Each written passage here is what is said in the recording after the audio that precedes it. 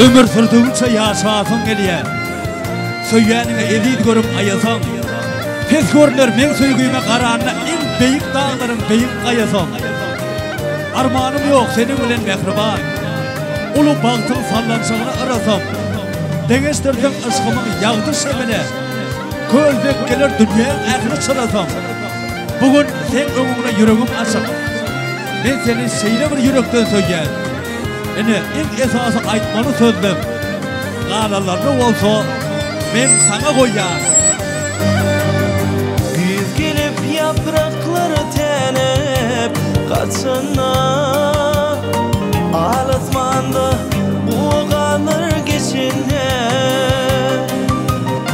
Belki dolanırsın dümen varıma Asman nur saçına yatlığın beni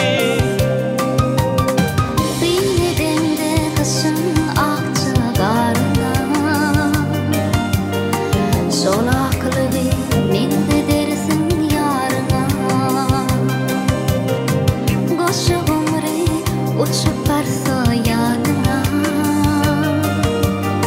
Taylaşıp uçanda yatlığın beni Yatlı sevi bilin bakın bilirim Yatlı mehir bilin aydın söylerim Ol söyleri senin elge dözmerin Arzular içinde yatlığın beni Yatlı sevi bilin bakın bilirim Yatlı mehir bilin aydın söylerim Ol söyleri senin elge dözmerin Arzular